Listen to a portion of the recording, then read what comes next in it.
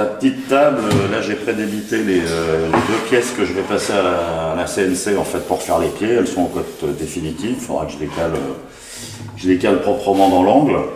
Là j'ai le morceau qui va servir au plateau, donc c'est du MDF en 19. Il va falloir que je fasse un arrondi sur le champ de devant, autrement ça va être un peu blessant.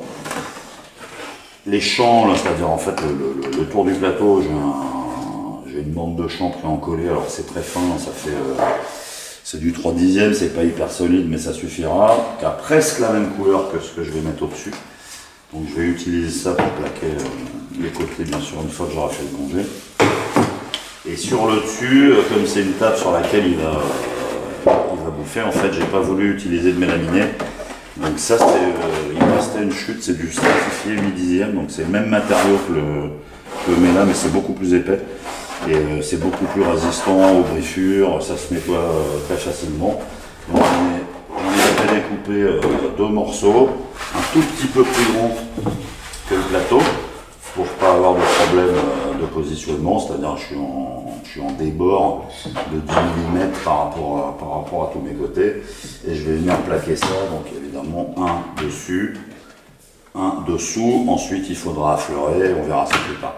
Pour faire un congé qui soit propre, là, dans les coins, je vais avoir besoin d'un gabarit, parce que je vais faire ça avec une fraise à roulement et la défonceuse. Donc j'ai fait ce que j'avais sous la main, ça doit être du 8 mm. J'ai pris un flacon WD-40 pour avoir un, voilà, que j'ai mis au bord, pour tracer. Maintenant que j'ai tracé mon trait, là, je vais le prendre à la scie, puis je vais le terminer à la lime, et ça servira pour recopier cette forme là en fait sur le médium de 19.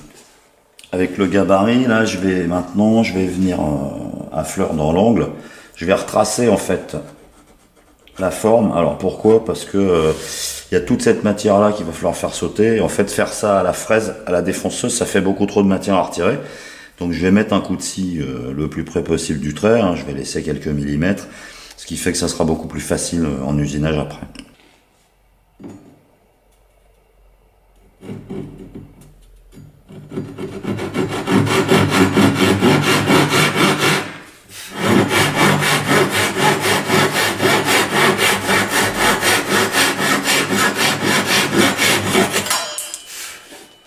Ça ira. Pour recopier cette forme-là sur cette pièce-là, je vais utiliser une fraise de défonceuse à roulement. Alors, on voit pas là ici, mais là le roulement, donc là, elle se monte comme ça dans la défonceuse. Hein.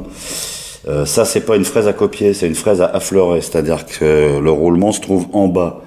Idéalement, pour ce genre d'opération, on utilise une fraise à copier dont le roulement se trouve au-dessus.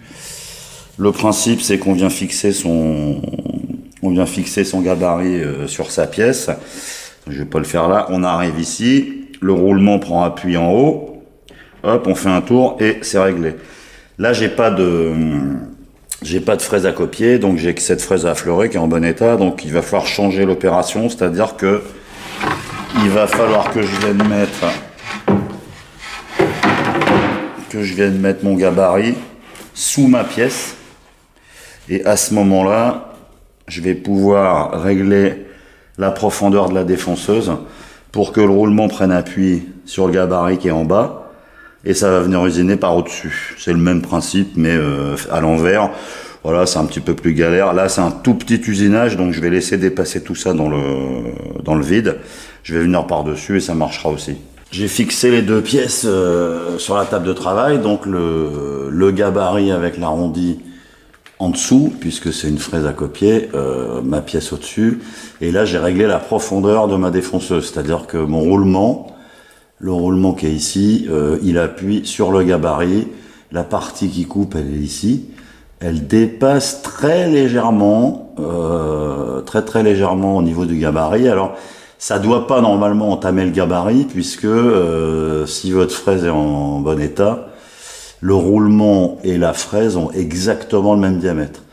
Donc, en faisant ça, on va pouvoir passer en s'appuyant sur le gabarit et ça va venir bouffer ce qui dépasse ici.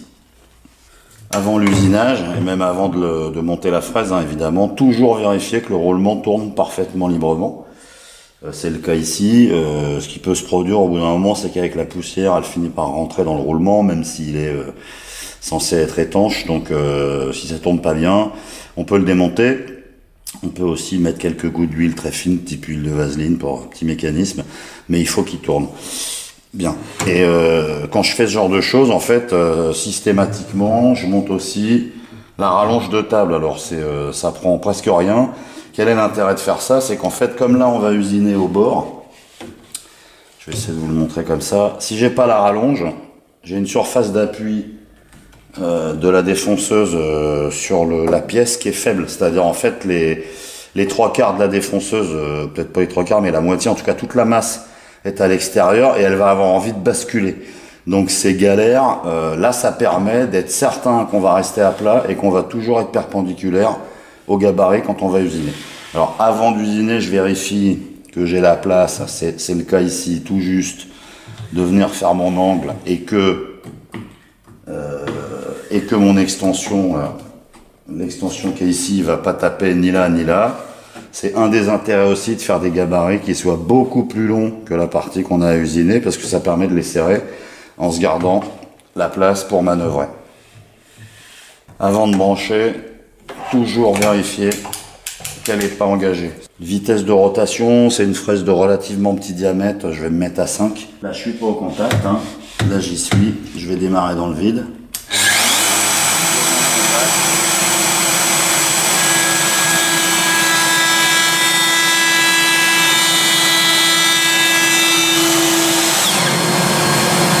Et voilà, je commence par le plaquage du champ arrière, celui-là il va être d'un morceau. Et comme on a en face avant des arrondis, en fait, les trois autres champs vont être d'une seule pièce. Donc, je démarre par celui-ci. Là, c'est du champ thermocollant pré-encollé. Donc, fer à repasser, hein, technique classique, simple que tout le monde peut utiliser. Pour la température, pas trop chaud, donc je suis entre laine et coton, plutôt sur laine. Si on met trop chaud, donc coton ou lin, la colle va tellement fondre qu'elle va devenir hyper liquide. Et elle va être entièrement absorbée par le support en fait avant d'avoir le temps de coller. Donc après, pour coller, j'ai une petite cale qui va me servir à appuyer si j'en sens la nécessité. J'ai un petit truc très pratique qui va servir à raser, à couper les deux bouts. Si vous n'avez pas ça, vous faites avec un ciseau à bois. J'ai un autre truc pas mal aussi qui permet de dégrossir, parce que le champ est plus large que le champ fait 23 mm, le panneau fait 19. Donc ça va déborder des deux côtés. Donc après ça, faut l'enlever. Ça, on serre, il y a deux lames de chaque côté, on passe un coup et c'est terminé. Donc je commence au milieu, je me mets à plat et je décale, tranquille. Je reviens toujours un petit peu en arrière pour écraser les endroits où la colle a déjà fondu et commence à refroidir. J'en profite pour... là, je penche un petit peu le fer pour bien plaquer les arêtes, les angles.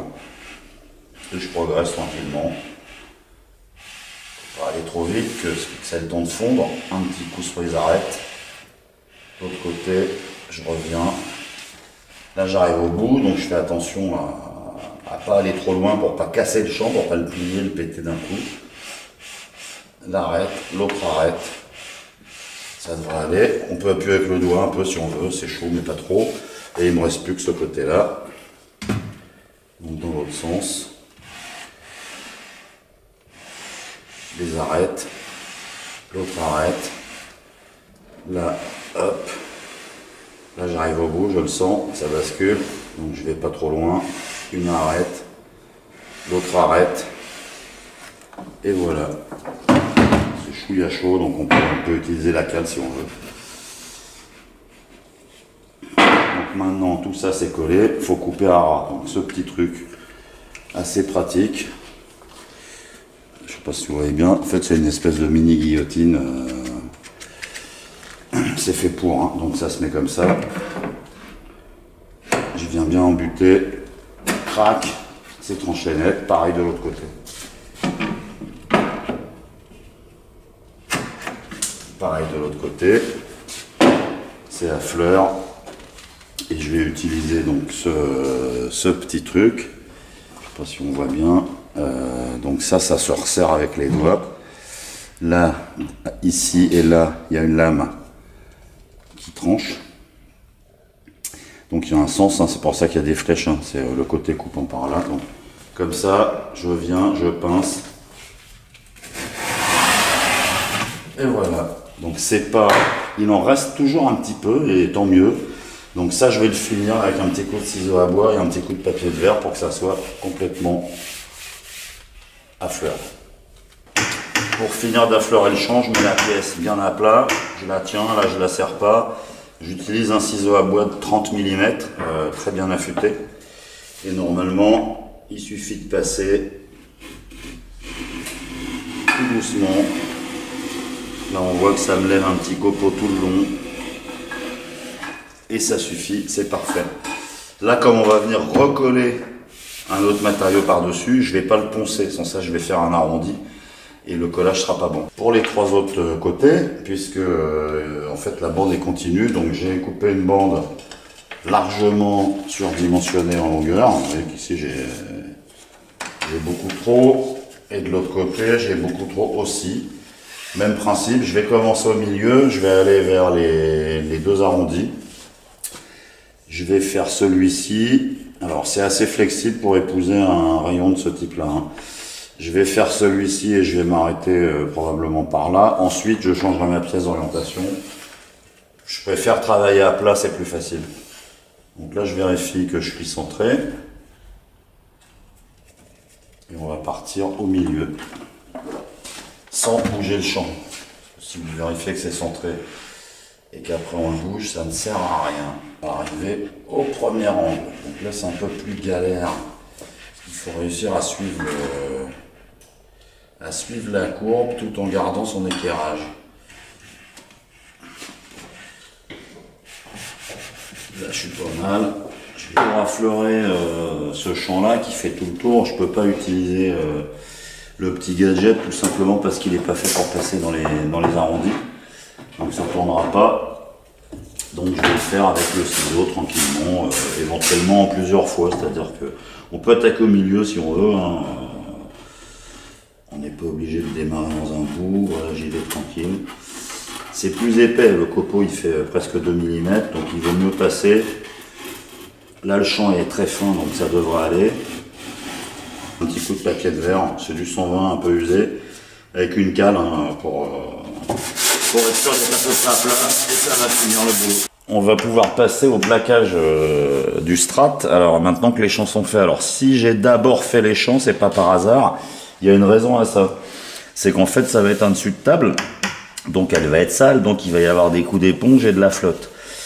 Si j'avais commencé par plaquer le dessus et que j'étais venu mettre un champ comme ça, j'aurais un joint ici et l'eau aurait pu passer.